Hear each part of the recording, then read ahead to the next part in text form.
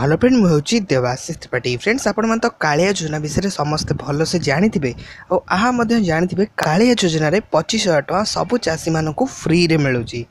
तो यापर बीजेपी चाहूँगी जे कालिया योजना को बंद करने बीजेपी पूरा चक्रांत चली कालिया योजना बंद करने किंतु बीजेडी कही जदि कालिया योजना बंद होची ताले 20 लाख रु अधिक चाषी एथरे क्षतिग्रस्त हेबे।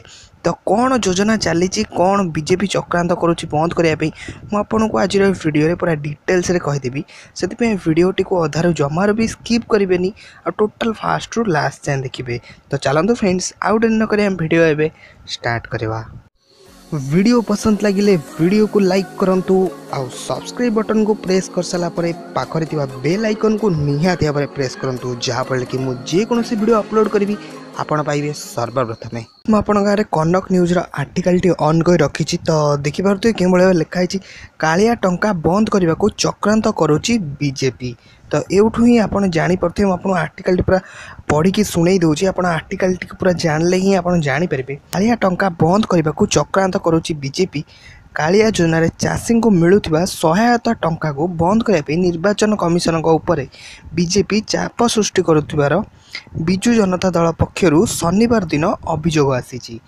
तो कालिया योजन जो हिताधिकारी माने टंका पाउचंदी से टंका को बंद करने बीजेपी ये भाव चक्रांत कर चलती जो हिताधिकारी माने टंका पाउचंदी से माने केमती आउ टंका न पाइबे। तो आदर्श आचरण विधि आड़ देखाई बीजेपी हीन उद्यम बंद करने को मुख्य निर्वाचन अधिकारी पक्षरे दल दाबी कर बीजेडी एक प्रतिनिधि दल एने मुख्य निर्वाचन अधिकारी को भेटी स्मारक पत्र देइचंती। बीजेडी अभियोग अनुଯାयी राज्य सरकार द्वारा गत एप्रिल 1 तारिख प्रणीत कालिया योजना रे ओडिशार चाषी को आर्थिक सहायता दिया। गत किछि मास मध्य 37 लाख रु अधिक चाषी एही योजना रे उपकृत हो सारे। तो 37 लाख रु अधिक लोकों पाखक अलरेडी कालियार टंका पठाई दि सरला। चाषी मानकर जीवन जीविका और सेमानकर विकास रे कालिया योजना यथेष्ट सहायता करुच्ची।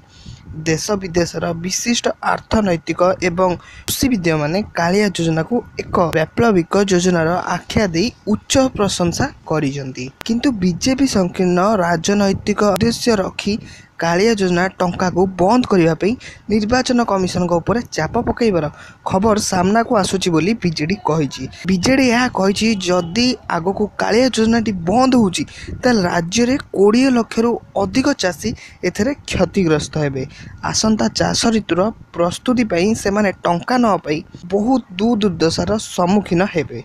बीजेपी एही उद्यम को प्रयास न करने को बीजेडी प्रतिनिधि दल मुख्य निर्वाचन कमिशन को दृष्टि आकर्षण करिसेंती।